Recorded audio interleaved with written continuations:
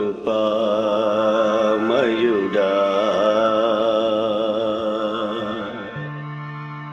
నీలో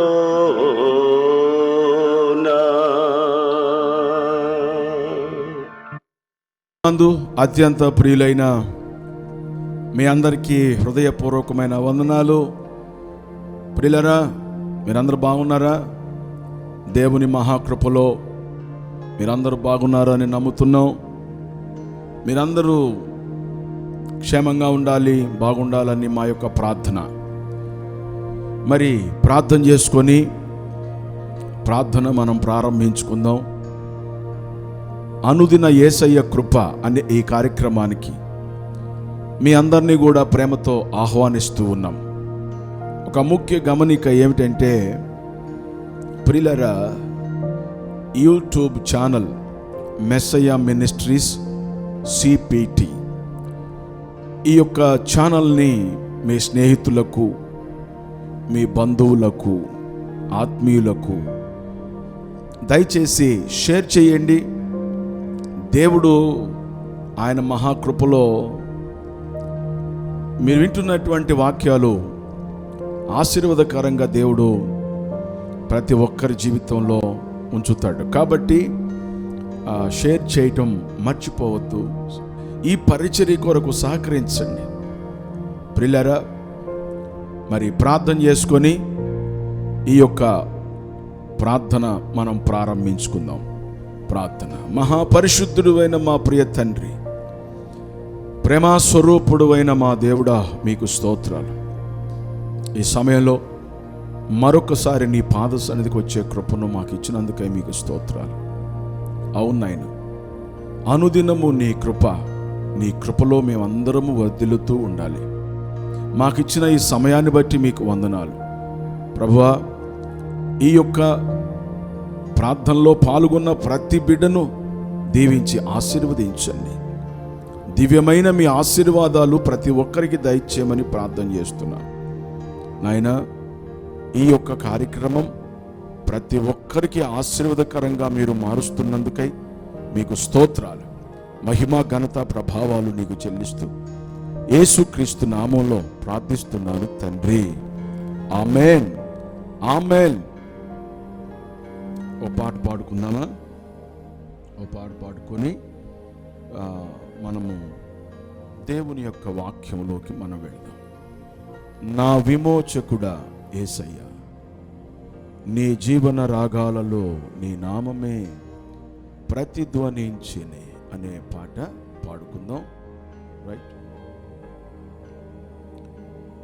నా విమోచకుడా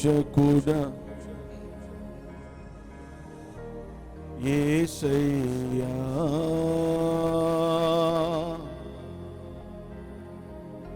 నీ జీవన రాగాలలో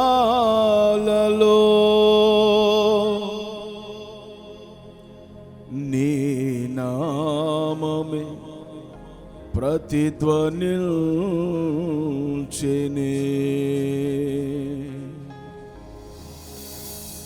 నా విమోచకుడా యేసయ్యా, నీ జీవన రాగాలలో నీ నామమే ప్రతిధ్వనించెనే. నీ జీవన రాగాలలో నీ నామమే ప్రతిధ్వనించెనే. నా విమోచకుడా యేసయ్యా, నీతిమంతునిగా నన్ను తీర్చి నీదు ఆత్మతో నన్ను నింపినందునా, నీతిమంతునిగా నన్ను తీర్చి నీదు ఆత్మతో నన్ను నింపినందునా, నీవు చూపిన నీ కృప నే మరువలేను, నీవు చూపిన నీ కృప నే మరువలేను. నా విమోచకుడా యేసయ్యా, నీ జీవన రాగాలలో నీ నామమే ప్రతిధ్వనిల్చెనే. నా విమోచకుడా యేసయ్యా,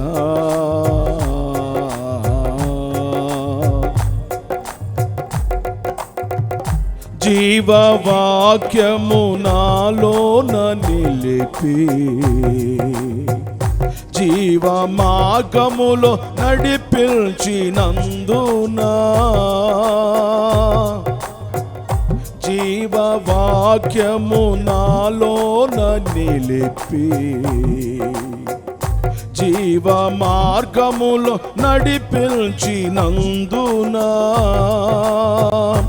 జీవాధిపతి నిన్ను నే విడువలేను. జీవాధిపతి నిన్ను నే విడువలేను. నా విమోచకుడా యేసయ్యా, నీ జీవన రాగాలలో నీ నామమే ప్రతిధ్వనిల్చెనే.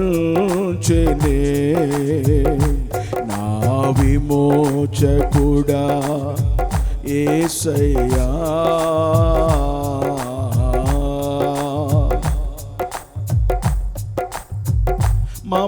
మమతలూరించే వారెవరు లేరని నిరాశల చెర నుండి విడిపించినందునా, మమతలూరించే వారెవరు లేరని నిరాశల చెర నుండి విడిపించినందునా, నిన్ను స్తుతించకుండా నేనుండలేను. నిన్ను స్తుతించకుండా నేనుండలేను. నా విమోచకుడా యేసయ్యా, నీ జీవన రాగాలలో నీ నామమే ప్రతిధ్వనిల్చెనే. నా విమోచకుడా యేసయ్యా,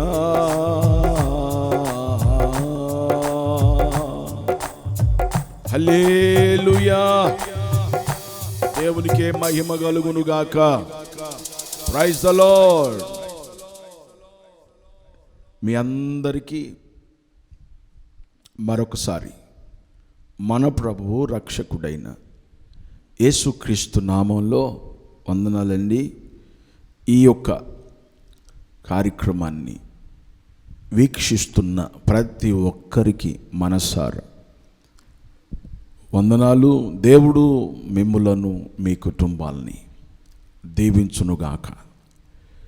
ఈ యొక్క అనుదిన యేసయ్య కృప అనేటటువంటి ఈ కార్యక్రమము మీ అందరికీ ఆశీర్వాదకరంగా ఉండాలని మా యొక్క ప్రార్థన. ఎందుకంటే ప్రతి ఒక్కరూ దేవుని కృపను పొందుకోవాలి.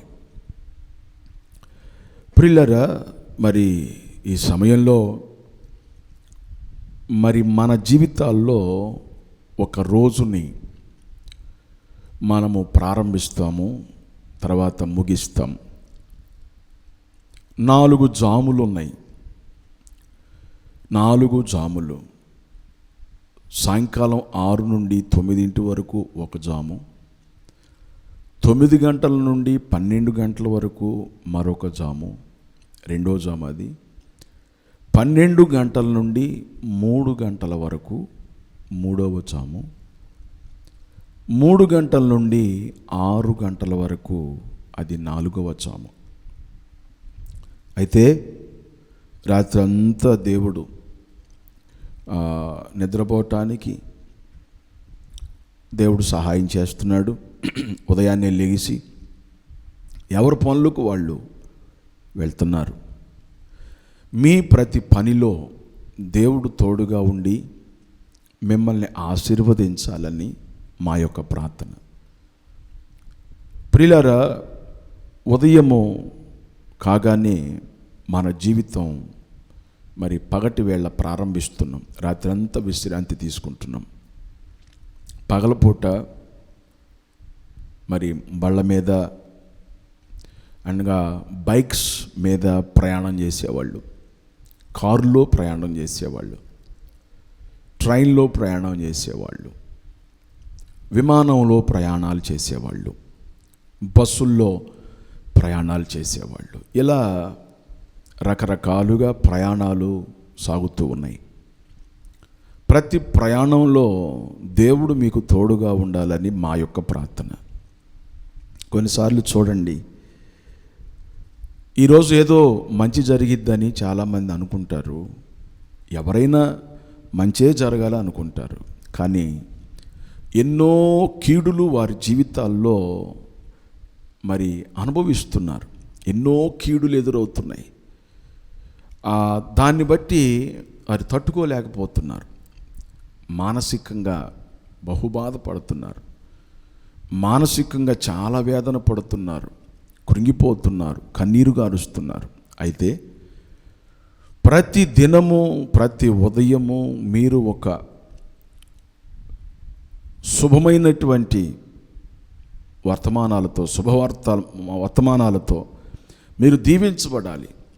ప్రియులారా, కనుక ఈ యొక్క ప్రార్థన ఉదయకాలంనే మరి మీ ఎదుట మేము రావటానికి, దేవుని మాటలు అందించటానికి మెస్సయ్య మినిస్ట్రీస్ ద్వారా ఈ యొక్క ప్రార్థనా కూడిక కలిగి ఉండటానికి దేవుడు సహాయం చేశాడు. ప్రియులారా, మరి దేవుని వాక్యంలోకి మనం వెళదాం. ఎవరు కూడా నాది ఒక చిన్న మాట ఏంటంటే, వాస్తవానికి జీవిత ప్రయాణం అనేది చాలా సులువైందేమి కాదు, కష్టతరమైందే. ఎన్ని కష్టాలు ఎదురైనా, ఎన్ని బాధలు ఎదురైనా, ఎన్ని ఇబ్బందులు ఎదురైనా, ఎన్ని శోధనలు ఎదురైనా ధైర్యంగా ఉండటం మనం నేర్చుకోవాలి. ఆ ధైర్యము అనేది దేన్ని బట్టి అంటే, మన దేవుణ్ణి బట్టి మనం ధైర్యంగా ఉండాలి. ఎందుకంటే మన దేవుడు మనకి అంత అభయాన్ని ఇచ్చాడు. ఆయన నమ్మదగినటువంటి దేవుడు. నీ చుట్టూ ఉన్న ఏ పరిస్థితుల వైపు చూడొద్దు, ఒక్క దేవుని వైపు చూడు చాలు. నీ జీవితంలో ఎన్ని కష్టాలు వచ్చినా ఓర్చుకోగలుగుతావు, ఎన్ని ఒత్తిళ్ళు వచ్చినా నువ్వు భరించగలుగుతావు, ఓర్చుకోగలుగుతావు. కారణం ఏంటంటే, దేవుడు నీ యందున్నాడు, నీవు ఆయన యందున్నావు, ఆయన మీద నీ మనస్సును నిలుపుకున్నావు, ఆయన వైపు నువ్వు చూస్తున్నావు, ఆయన్ని బట్టి ధైర్యంగా ఉన్నావు.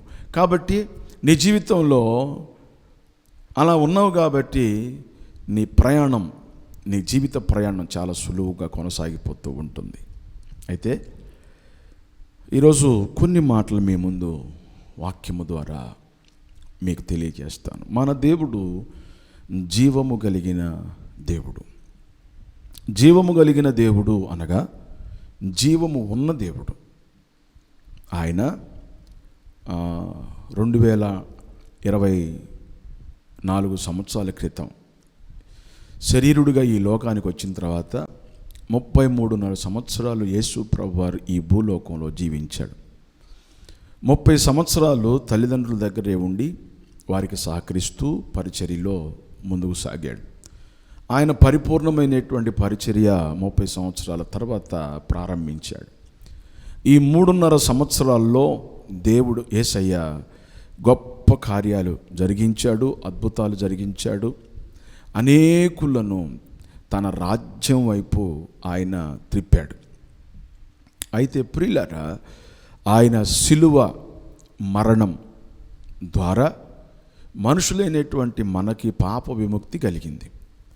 శిలువ మరణం, ఆయన శిలువలో మరణించాడు, సమాధిలో పెట్టబడ్డాడు. 3వ రోజు తిరిగి లేచాడు. అయితే యేసుక్రీస్తు ప్రభువారు తిరిగి లేచిన తర్వాత, ఆయన చనిపోయాడు, తిరిగి లేచాడు. తిరిగి లేచాడు అంటే అర్థం ఏంటి? ఆయన జీవిస్తున్నాడని అర్థమే కదా. యేసు ప్రభు చనిపోయిన తర్వాత సమాధిలో పెట్టబడి మూడో రోజున మగ్దలేని మరియ కొంతమంది స్త్రీలు ఆ సమాధి దగ్గరికి వస్తారు. అక్కడ దేవదూత ఏమంటుందంటే, ఆ సమాధి మీద ఉన్న రాయి పక్కకి తొలగించబడటం చూస్తారు. కంగారు పడిపోతారు. మగ్దలేని మరియ కొంతమంది స్త్రీలు వారు లోపలికి వెళ్ళి చూసినప్పుడు యేసు ప్రభువుని చుట్టినటువంటి ఆ గుడ్డలు తప్ప ఆయన దేహం కనపడదు. బయట దేవదూత ఏమంటుందంటే, ఇదిగో సజీవుడైన వారిని మృతులలో మీరు ఎందుకు వెతుకుతున్నారు అని వారితో చెప్పిద్ది. ఆ దూత చెప్పిన తర్వాత దూత ఏమంటుందో తెలుసా? ఆయన ఇక్కడ లేడు, లేచి ఉన్నాడు అని చెప్పుద్ది. స్తోత్రం కలుగునుగాక.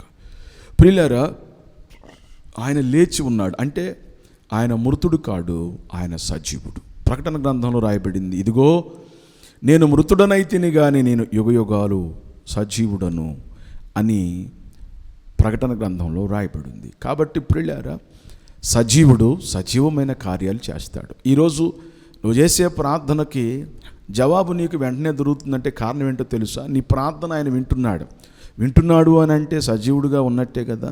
కాబట్టి సజీవుడైనటువంటి దేవుడు మనతో ఉన్నాడు. నువ్వేమీ భయపడవలసిన అవసరం లేదు. ఎందుకంటే ఏ విషయమైనా నువ్వు దేవుని దగ్గర మోకరించి ప్రార్థన చేసుకో, నీ ప్రార్థన ఆయన ఆలకిస్తాడు. ఎందుకు? సజీవుడు గనుక.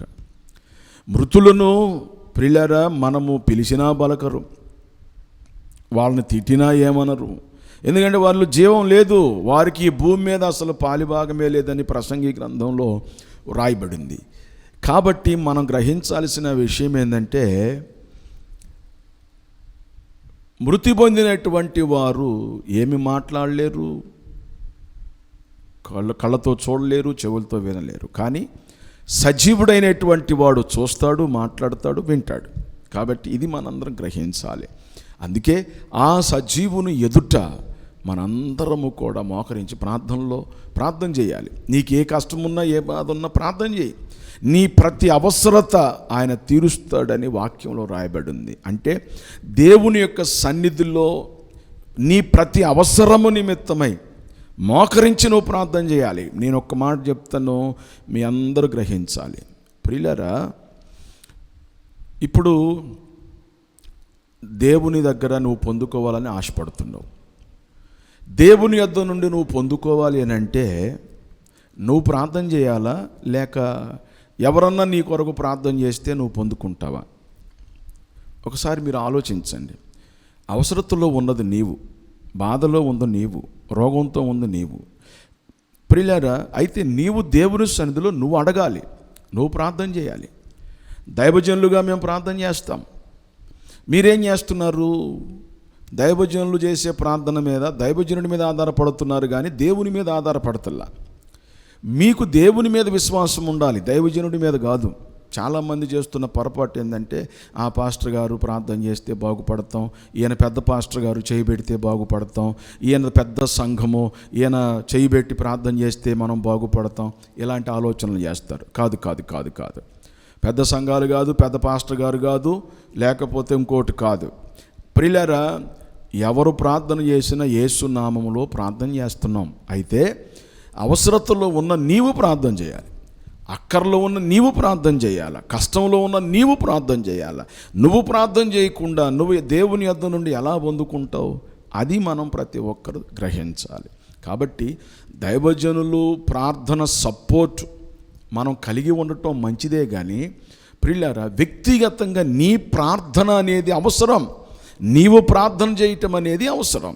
ఓకే, నేను 1-2 మాటలు చెప్పి నేను ముగిస్తాను. ఎందుకంటే మీకు ఈ యొక్క ప్రార్థనలు, ఈ మెస్సయ్య మినిస్ట్రీస్ ద్వారా జరుగుతున్న ఈ ప్రార్థనలు మీకు వ్యక్తిగతంగా ఆశీర్వాదకరంగా ఉండాలనేది మా యొక్క ప్రార్థన. ఖచ్చితంగా మీరు దీవించబడతారు, ఖచ్చితంగా మీరు ఆశీర్వదించబడతారు. ప్రియులారా, యెహోషువ గ్రంథంలో ఒక మాట ఉంది, మీరు చూడండి. యెహోషువ గ్రంథం 3వ అధ్యాయము, యెహోషువ గ్రంథము 3వ అధ్యాయము 10వ వచనంలో రాయబడిన మాటలను నేను చదువుతాను. వారితో ఇట్లా నేను సర్వలోక నాదుని నిబంధన మందసము మీకు ముందుగా యోర్దానును దాటబోచున్నది గనుక జీవము కలిగిన దేవుడు అనే మాట మనం చూస్తున్నాం. జీవము కలిగిన దేవుడు మీ మధ్య ఉన్నాడనియు, ఆయన నిశ్చయముగా మీ ఎదుట నుండి కనానీయులను, హిత్తీయులను, హివీయులను, పెరిజ్జీయులను, గెర్గేషీయులను, అమోరీయులను, యెబూసీయులను వెళ్ళగొట్టుననియు దీని వలన మీరు తెలుసుకుందురు అని వ్రాయబడింది. ఈ మాట వినండి. మీ ఎదుటి నుండి వీళ్ళందరినీ కూడా వెళ్ళగొడతారు. ఎవరు వీళ్ళందరూ? కనానీయులు, పెరిజ్జీయులు, తర్వాత హిత్తీయులు, హివ్వీయులు, గెర్గేషీయులు. ఇవన్నీ మనము ఇంచుమించు ఇక్కడ 7 ప్రాంతాల వారిని మనం చూస్తున్నాం. ఇక్కడ వీళ్ళని ఎందుకు వెళ్ళగొడతానంటున్నాడు? మీ ఎదుటి నుండి యెహోవా మీ మధ్యలో ఉన్నాడు, లేక జీవము గల దేవుడు మీ మధ్యలో ఉన్నాడు. జీవము గల దేవుడు, ఈ మాట గమనించండి. జీవము కలిగిన దేవుడు గనుకనే ఆయన మన పక్షాన ఉండి శత్రువులతో యుద్ధం చేయగలడు. మన పక్షానుండి ఆయన అద్భుతాలు చేయగలిగినవాడు. ఎందుకంటే ఆయన జీవం కలిగిన దేవుడు. మొట్టమొదట మీ మధ్యలో ఉన్నాడు అనే మాట ఆలకించండి. మీ మధ్యలో ఉన్నాడు, మీ కుటుంబం మధ్యలో ఉన్నాడు, మీ ఇంటిలో ఉన్నాడు, మీతో ఉన్నాడు.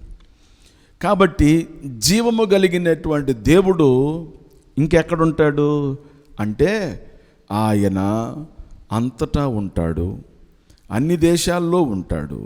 ఆయన సర్వాంతర్యామి అనగా అంతటా ఉన్నవాడు అని అర్థం. కాబట్టి ప్రియులారా, ఈయన ఈ ప్రపంచమంతా కూడా వ్యాపించి ఉన్నాడు. కాబట్టి ఏ దేశములో ప్రార్థన చేసినా, ఏ దేశములో మొర్రపెట్టినా, ఎక్కడున్నా ఆయన యందు విశ్వాసం ఉంచిన వారితో ఆయన ఉంటాడు. కనుక నువ్వు జయించగలుగుతావు, నీవు ఓడిపోవు, నీవు జయించగలుగుతావు. దేవుడు నిన్ను నడిపించగలుగుతాడు, దేవుడు నీకు ముందుగా ఉంటాడు, దేవుడు నీ పక్షాన ఉంటాడు. కనుక జీవము కలిగిన దేవుడు నీ మధ్య లేకపోతే నీతో ఉన్నాడు కాబట్టి నువ్వు ఏదైనా జయించగలుగుతావు. ఎందుకంటే జయించడానికి శక్తిని ఇచ్చేది ఆయనే కాబట్టి. రెండోది, మన పక్షాన యుద్ధము ఆయనే చేస్తాడు. ఎందుకంటే ఆయన జీవము కలిగిన దేవుడు. యుద్ధము మనము చేయాల్సిన పని లేదు, పోరాడవలసిన పని లేదు. ఆయన యందు విశ్వాసం ఉంచితే చాలు, ఆయన ఎల్ల నువ్వు నమ్మకంగా ఉంటే చాలు, ఆయన మీద నువ్వు ఆధారపడితే చాలు, ఆయన తప్పకుండా గొప్ప కార్యాలు చేస్తాడు. అయితే ఈ మాట జాగ్రత్తగా వినండి. ఈ వచనంలో ఉన్న ఈ 7 ప్రాంతాల వారిని మీ ఎదుట పెడుతున్నాను, వీళ్ళని వెళ్ళగొడతానని చెప్తున్నాడు. అసలు ఎందుకు వెళ్ళగొట్టాలి ఏంది అనంటే, కనానీయులు అనగా ధనాపేక్షకు గుర్తుగా ఉన్నారు. కాబట్టి ధనాపేక్ష సమస్త కీడులకు మూలం. కాబట్టి ఆ ధనాపేక్ష అనేది మరి నీలో లేకుండా నీ ఎదుటి నుండి దాన్ని దేవుడు వెళ్ళగొట్టేస్తాడు. తర్వాత హిత్తీయులు, రెండోది మనం చూసినప్పుడు హిత్తీయులు అనగా అసూయకు గుర్తుగా ఉన్నారు.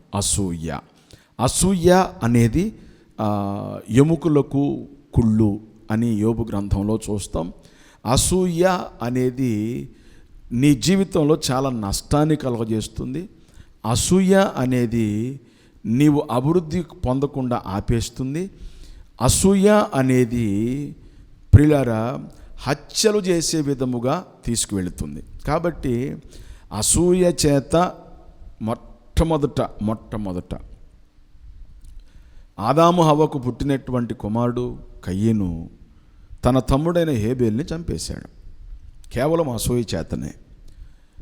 హేబేలు అర్పణ దేవుడు అంగీకరించాడు, కయ్యను అర్పణ దేవుడు అంగీకరించాల. కాబట్టి ఆ అసూయ చేత ప్రియులారా తన తమ్ముడిని చంపేశాడు.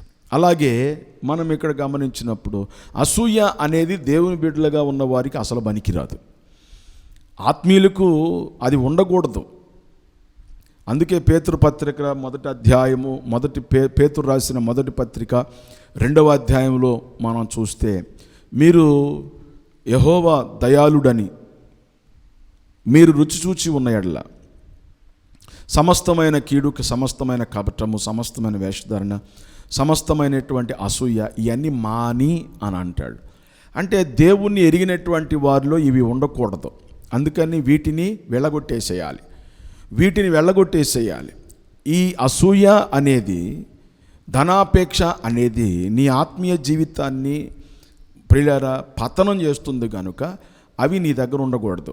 అవి నీ యొద్ద నుండి వెళ్ళిపోవాలి. కాబట్టి జీవము కలిగిన దేవుడు వాటిని నీ యొద్ద నుండి తొలగించేస్తాడు. నీవు వాటిని కలిగి ఉండటం నీకు క్షేమం కాదు. 3వది హివ్వీలు దేనికి గుర్తుగా ఉన్నారంటే ప్రియులారా వ్యభిచారానికి లేక కామాతురతకు గుర్తుగా ఉన్నారు. ఈ దినాన వ్యభిచార పనులు ఎక్కువైపోయాయి. ప్రియులారా చాలామంది యేసు ప్రభునందు విశ్వాసం ఉంచి ప్రార్థనకి వెళ్తున్నటువంటి వారు కూడా సొంత భార్యను వదిలిపెట్టేసి మరొక ఆమెతో కాపురం చేస్తున్నారు. ప్రియులారా అదేమనంటే ప్రభునందు ప్రియులారా వారు చేస్తున్నటువంటి తప్పుని సమర్థించుకుంటున్నారు. అది మంచిది కాదు.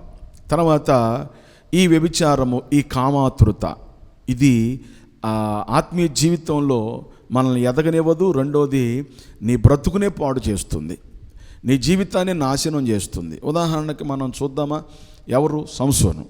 సంసోను దేవుని యొక్క బలము కలిగినటువంటి వాడు, ఫిలిష్తీన్లను హడలెత్తించినటువంటి వాడు. ఒక వేశ్య మాటలకు లోబడ్డాడు, ఒక వేశ్య ఒళ్ళో పండుకున్నాడు, ఒక వేశ్యకు బానిసైపోయాడు. తర్వాత ఏమైంది? తన మీద ఉన్న దేవుని ఆత్మను కోల్పోయాడు. తర్వాత ఫిలిష్తీయుల చేతికి అప్పగించబడ్డాడు. ఫిలిష్తీయుల సర్దార్లు 2 కళ్ళు పీకేసేశారు. తర్వాత ప్రియులారా తన పరిస్థితి చాలా ఘోరంగా మారిపోయింది. అంతే, వ్యభిచారము చేస్తున్నటువంటి వ్యక్తి దేవునికి పనికిరాడు. వ్యభిచారం చేస్తున్నటువంటి వ్యక్తి విశ్వాసిగా పనికిరాడు. ఎందుకంటే వారి జీవితాలు ప్రియులారా చాలా భయంకరమైనటువంటి పరిస్థితుల్లో ఉన్నాయి. కాబట్టి ఆ వ్యభిచార బుద్ధి, వ్యభిచారం అనేది, కామాతృత అనేది పనికిరాదు, అది తీసేసేయాలి. కాబట్టి పరిశుద్ధంగా జీవించటానికి ప్రతి ఒక్కరు తీర్మానం చేసుకోవాలి. కాబట్టి ఇక్కడ మనం గమనించినప్పుడు హివ్వీలు వ్యభిచారానికి లేక కామాతులకు గుర్తుగా ఉన్నారు. జీవము కలిగిన దేవుడు వాటిని నీ యొద్ద నుండి తొలగించేసేయాలి. అది తొలగిస్తాడు ఆయన. నువ్వు ప్రార్థన చేయి. ఏదైతే నీ యొద్ద నుండి వెళ్లకుండా ఆగిపోయి ఉందో అది తొలగించమని దేవుని సన్నిధిలో నువ్వు ప్రార్థన చేయగలిగితే జీవము కలిగిన దేవుడు దానిని ఎదుటి నుంచి తీసివేస్తాడు. 4వది మనం చూసినప్పుడు పెరిజ్జీయులు అనగా ఆగ్రహానికి, తర్వాత విపరీతమైనటువంటి కోపానికి గుర్తుగా ఉన్నారు. పెరిజ్జీయులు ఆగ్రహం, విపరీతమైనటువంటి కోపం, ఇది కూడా పనికిరాదు. విపరీతమైనటువంటి కోపము వలన ప్రభునందు ప్రియమైనటువంటి వారులారా నష్టం జరుగుతుంది. విపరీతమైనటువంటి ఆగ్రహము ద్వారా జీవితంలో ఎంతో నష్టపోతారు.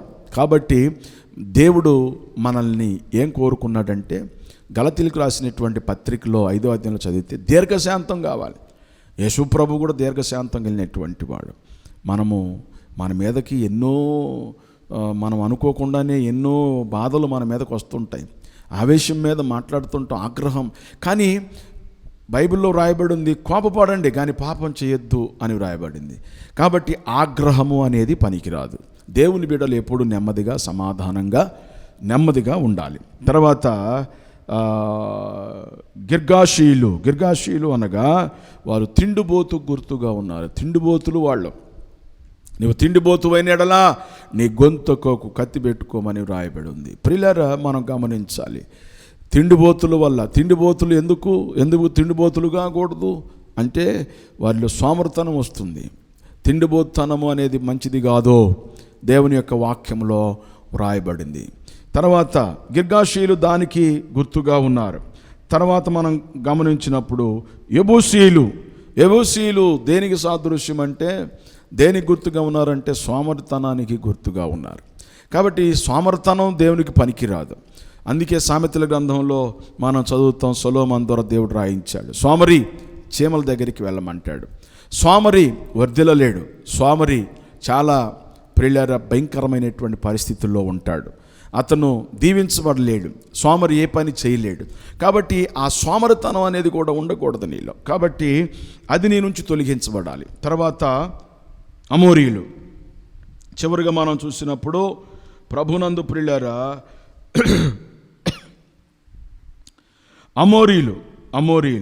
అమోరీయులు అనగా అతిశయానికి గుర్తుగా ఉన్నారు. అతిశయము అనగా మరి గర్వించేటటువంటి వారు. దేవుని వాక్యం ఏం చెప్తుందో తెలుసా? మనము ధనాన్ని బట్టి గర్వించకూడదు, అందాన్ని బట్టి గర్వించకూడదు, ఆస్తిపాస్తులను బట్టి గర్వించకూడదు. తర్వాత ఈ లోకములో నీకు ఏదన్నా హోదా ఉంటే దాన్ని బట్టి గర్వించకూడదు, ఏదైనా గొప్ప ఉద్యోగం ఉంటే దాన్ని బట్టి గర్వించకూడదు. తర్వాత నీవు ఈ లోకములో ఏమైతే కలిగి ఉన్నావో, ఏది గొప్పగా ఉందో, ఏది నువ్వు కలిగి ఉన్నావో దాన్ని బట్టి నువ్వు గర్వించకూడదు. మనం గర్వించాల్సింది, అతిశయపడవలసింది యేసు క్రీస్తునందే అతిశయించాలి. ఎందుకో తెలుసా? సమస్తాన్ని ఇచ్చింది ఆయనే. అంతేకాకుండా ఒక నిజమైన దేవుణ్ణి నేను కలిగి ఉన్నానన్న అతిశయం మనలో ఉండాలి. అటువంటి గర్వంగా మనం బ్రతకాలి ఈ లోకంలో. కాబట్టి ప్రభునందు ప్రియులారా, ఈ కనానీయులు ధారాపేక్ష గుర్తుకున్నారు, హిత్తీయులు అసూయకు గుర్తుకున్నారు, హివ్వీయులు వ్యభిచారానికి గుర్తుకున్నారు, పెరిజ్జీలు ఆగ్రహానికి లేక కోపానికి గుర్తుగా ఉన్నారు, గిర్గాషీయులు తిండిపోతనానికి గుర్తుగా ఉన్నారు, యెబూసీయులు సోమరితనానికి గుర్తుకున్నారు, అమోరీయులు అతిశయానికి గుర్తుకున్నారు. అంటే ఇవన్నీ కూడా ఏమన్నాడు? నీ ఎదుటి నుండి వీళ్ళందరినీ వెళ్ళగొట్టేస్తాడు. జీవం గల దేవుడు మీ మధ్యలో ఉన్నాడు. కాబట్టి ప్రియులారా, మన దేవుడు జీవము కలిగినటువంటి వాడు. ఏది ఉంచాలో ఏది వెళ్ళగొట్టాలో ఆయన తెలుసు. కాబట్టి ఆయన సన్నిధిలో మీరు ప్రార్థించండి. ఈరోజు ఏదైతే నీ జీవితంలో దేవునికి ఇష్టము లేనివి ఉంచుకొని వాటిని వెళ్ళగొట్టకుండా ఉన్నావో అది నీ జీవితాన్ని నాశనం చేస్తుంది, అది పతనం చేస్తుంది. కాబట్టి ఆత్మీకంగా నువ్వు ఎదగటానికి కొన్ని అడ్డులు నీలో నుండి వెళ్ళిపోవాలి. నువ్వు ఎదగాలి అంటే నీలో ఉన్న అడ్డులు పోవాలి. నీ ప్రార్థన దేవుడు వినాలంటే నీ ముందున్న లేకపోతే నీలో ఉన్న అడ్డులన్నీ తొలగించబడినప్పుడే నీ ప్రార్థన దేవుడు వింటాడు. ప్రియులారా, దేవుని యొద్ద నుండి గొప్ప కార్యాలు మీరు చూడగలుగుతారు. కాబట్టి ఇవన్నీ మనము ఇప్పుడు చదువుకున్న 7 విషయాలు ఆత్మీయ జీవితానికి అడ్డుగా ఉన్నాయి. కాబట్టి మనం ఎదగాలంటే ఈ అడ్డులన్నీ తొలగించాలి. తప్పకుండా దేవుడు తొలగిస్తాడు. ఎందుకో తెలుసా? జీవము కలిగిన దేవుడు మీ మధ్యలో ఉన్నాడు. ఆయనే గొప్ప కార్యం చేస్తాడు. ఆయన సన్నిధిలో ప్రార్థించండి. నీవు ఖచ్చితంగా వర్ధిల్లటానికి దేవుడు నీకు సహాయం చేయునుగాక. ఆమేన్. ప్రార్థన చేసుకుందాము. తలలో వంచండి, కళ్ళు మూసుకోండి. ప్రార్థన. మహాపరిశుద్ధుడా, ప్రేమాస్వరూపుడా, దయామయుడా, మీకు వందనాలు. ఈ ప్రార్థనా కార్యక్రమంలో పాల్గొన్న బిడ్డల్ని దీవించయ్యా. ఈ ప్రార్థనా కార్యక్రమంలో పాల్గొన్న ప్రతి బిడ్డను ఆశీర్వదించు నాయన. జీవము కలిగిన దేవుడు అనేటటువంటి నాయన అంశం మీద మేము కొన్ని మాటలు నేర్చుకున్నాం. నువ్వు జీవం గల దేవుడవు, నీకు అసాధ్యమైనది ఏది లేదు, నీకు సమస్తము చేయగలిగినటువంటి దేవుడవు. మా ప్రభువా, నీవు జీవం కలిగిన దేవుడవు కనుక మా మధ్యలో ఉంటానని చెప్పిన దేవుడవు. మా ఎదుటి నుండి ఏదైతే తొలగించాలో తొలగించుకోవాలో వాటన్నిటిని తీసేసే దేవుడవు. మా క్షేమాన్ని ఆత్మీయతను కోరుకున్న దేవుడవు, నీకు దగ్గరగా ఉండాలని కోరుకున్న దేవుడవు, జీవము కలిగిన దేవుడవు. తండ్రి, ప్రతి కుటుంబంలో మీ గొప్ప దీవెన దయచేయి. ప్రతి కుటుంబాన్ని ఆశీర్వదించండి, ప్రతి కుటుంబాన్ని దీవించు. ప్రభువా, నీ పిల్లలు ఉద్యోగాలకు వెళ్తున్నారు, వారికి తోడుగా ఉండండి. వారి ప్రయాణాల్లో తోడుగా ఉండండి నాయన. వారి వ్యాపారాల్లో తోడుగా ఉండండి. ఏ వ్యాపారంలో నష్టం లేకుండా, ఏ పనిలో నష్టం లేకుండా వారికి తోడుగుండు. వారి పాడి పంటలను దీవించు నాయన. వారి పొలాన్ని నాయన, వారి పంటల్ని దీవించు మా ప్రభువా. ఏ తెగులు లేకుండా తొలగించు నాయన. ప్రభువా మీకు వందనాలు. ఎవరైతే మా సోదరులు సోదరీలు ఆర్థికమైన ఇబ్బందుల్లో ఉన్నారో వారికి ఉన్న ఆర్థిక ఇబ్బందులన్నీ తొలగించండి, వారికి ఉన్న కష్టాలన్నీ తొలగించండి. ప్రభువా మీ కార్యాలు వారి జీవితాల్లో సఫలపరచు నాయన. వారు బయటికి వెళ్ళినప్పుడు దీవించండి, ఇంటికి వచ్చేటప్పుడు దీవించండి. అధికమైన మీ కృపచేత నింపండి, ధైర్యముతో నింపండి. జీవము కలిగిన దేవుడా నీ బిడ్డల పక్షా నుండి నడిపించమని యేసుక్రీస్తు నామములో ప్రార్థిస్తున్నాను తండ్రి. ఆమేన్, ఆమేన్, ఆమేన్. మన తండ్రి అయిన దేవుని ప్రేమ, ప్రభు అయిన యేసుక్రీస్తు యొక్క కృప, పరిశుద్ధాత్ముని యొక్క అన్యోన్య సహవాసం ఇప్పుడు ఎల్లప్పుడూ సదాకాలం ఈ ప్రార్థనలో పాల్గొన్న ప్రతి బిడ్డను దీవించి ఆశీర్వదించునుగాక.